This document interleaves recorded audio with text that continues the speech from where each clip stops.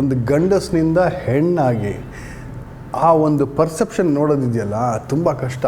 ನಿಮಗೆ ಶಾರೀರಿಕ ಬದಲಾವಣೆಗಳು ಬಂದು ಈ ಒಂದು ಜಿನಾಮಿಕ್ಸ್ ಏನಿದೆ ಅದು ಹೊರಗಡೆ ಪ್ಲೇ ಮಾಡಿ, ನಿಮ್ಮ ಮೈಂಡ್ನಲ್ಲಿ ಅದು ಪ್ಲೇ ಮಾಡಿ, ನಿಮ್ಮ ಬಾಡಿಯಲ್ಲಿ ಒಂದು ಪರಿವರ್ತನೆ ಬಂದು ತಮ್ಮನ್ನು ತಾವೇ ಒಂದು ಹೆಂಗಸಾಗಿ ಅಥವಾ ಹೆಂಗಸಿನಿಂದ ಗಂಡಸಾಗಿ ಅದೂ ಆಗತ್ತೆ.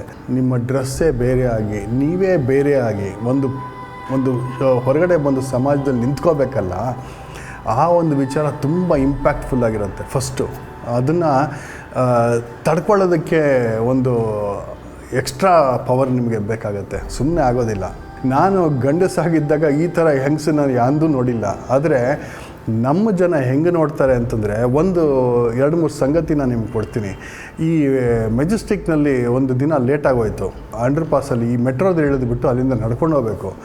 ಅಂಡರ್ ಪಾಸಲ್ಲಿ ಏನ್ರಿ ದುರ್ಗತಿ, ಬಾಬಾ ಅದು ಏನು ನಡೀತಾ ಇದೆ ಅಲ್ಲಿ. ಆ ಪೊಲೀಸರು ನಮ್ಮವ್ರು ಏನು ಕಣ್ಮುಚ್ಕೊಂಡಿದ್ದಾರಾ ಏನು ಕತೆ ಅಂತ ಗೊತ್ತಿಲ್ಲ. ನನ್ನ ಫೋಟೋಗಳು ತೆಕ್ಕೋತಾ ಇದ್ದಾರೆ ನಿಂತ್ಕೊಂಡು, ಫೋಟೋಗಳು ತೆಕ್ಕೊಂಡು ಹಿಂದ್ಗಡೆ ಬಂದು ಮೇಡಮ್ ಅಂತ ಅಪ್ರೋಚ್ ಮಾಡ್ತಾರಲ್ಲ, ಏನು ರೀ ಆಗಿದೆ ಇದು. ಇಮಿಡಿಯೇಟಾಗಿ ನನ್ನ ಮೊಬೈಲ್ ತೆಗೆದು SOS ಬಟನ್ ಒತ್ತಿದ ಕೂಡಲೇ ಓಡೋಗ್ಬಿಟ್ರು ಎಲ್ಲ. ಇಂಥ ಒಂದು ದುರ್ಗತಿ ಆ ಒಂದು ಸಂಗತಿಗಳನ್ನು ನಾವು ಯೋಚನೆ ಮಾಡಿಕೊಂಡಾಗ ನಮಗೆ ಭಯ ಆಗುತ್ತೆ. ಇಂಥದ್ದು ಒಂದು ಸೃಷ್ಟಿಗಳು ಇದೆಯಾ, ಇಂಥ ಒಂದು ಸಮಾಜನೂ ಇದೆಯಾ ಅಂತ. ಈಗ ಬೆಂಗಳೂರು ಮೆಟ್ರೋದಲ್ಲಿ ಆ ಲೇಡಿ ಯಾರೋ ಒಬ್ಬರು ಬಂದರು, ನಿಲ್ಲಿಸ್ಬಿಟ್ಟು ಅವರು ಪೊಲೀಸ್ನವರೆಲ್ಲ ಹಾಕಿ ಅಲ್ಲಿ ಬಂದು ನೀನು ಆ ಕಡೆಗೆ ಹೋಗು ಅಂತಂದ್ಲು. ನಾನು ಯಾತಕ್ಕಮ್ಮ ಹೋಗಲಿ, ನಾನು ವುಮೆನ್, ನನ್ನ ಹತ್ರ ಐಡೆಂಟಿ ಕಾರ್ಡು ಇದೆ ವುಮೆನ್ ಅಂತ, ನೀನು ಆ ಕಡೆಗೆ ಹೋಗು, ನೀನು ಆ ಕಡೆಗೆ ಅಲ್ಲಿ ಮೆನ್ಸ್ ಕಂಪಾರ್ಟ್ಮೆಂಟ್ ಇದೆಯಲ್ಲ ಅದ್ರ ಹತ್ಕೊಂಡು ಹೋಗು. ಫುಲ್ಲಾಗಿದೆ, ನಾನು ಯಾತಕ್ಕೆ ಹೋಗಲಿ. ಅಲ್ಲಿಗೆ ಟ್ರೈನ್ ಸೂಪರ್ವೈಸರು, ಆ ಮ್ಯಾನೇಜರು ಯಾರೋ ಒಬ್ರು ಇದ್ದಾರಲ್ಲ, ಅವರು ಸಬ್ ಇನ್ಸ್ಪೆಕ್ಟರ್ ರಿಟೈರ್ಡು, ಅವರು ಬರ್ತಾರೆ ರೀ ರೈಲ್ವೆ ಟ್ರ್ಯಾಕ್ಗೆ. 6 ಜನನ ಗಂಡಸರನ್ನ ಕರ್ಕೊಂಬರ್ತಾರೆ.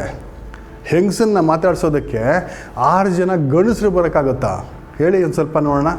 ಅಲ್ಲಿ ಬಂದು ನಿಂತ್ಕೊಂಡು ಅಸಹ್ಯವಾಗಿ ಮಾತಾಡ್ತಾರ್ರಿ. ಆಮೇಲೆ ಐಡೆಂಟಿ ಕಾರ್ಡ್ ತೋರಿಸಿದ ಮೇಲೆ ನಾನು ಯಾರು ಅಂತ ಗೊತ್ತಾದ ಮೇಲೆ, ಅಯ್ಯೋ ತಪ್ಪಾಗೋಯ್ತು ಮೇಡಮ್, ಕ್ಷಮಿಸ್ಬಿಡಿ ಮೇಡಮ್, ಇಲ್ಲ ಮೇಡಮ್ ಅವ್ರಿಗೆ ಬುದ್ಧಿ ಹೇಳ್ತೀನಿ ನಾನು ಅಂತೇಳಿ ಆ ಲೇಡಿಗೆ ಅಪಾಲಜಿ ಕೇಳೋದು. ನಾನು ಯಾತಕ್ಕೆ ಕೇಳಲಿ ಅಂತ ಆ ಲೇಡಿ ಹೇಳ್ತಾಳೆ. ಇಂಥ ಒಂದು ಸಮಾಜ ನಮ್ಮಲ್ಲಿ ಇನ್ನೂ ಬದುಕಿದೆ.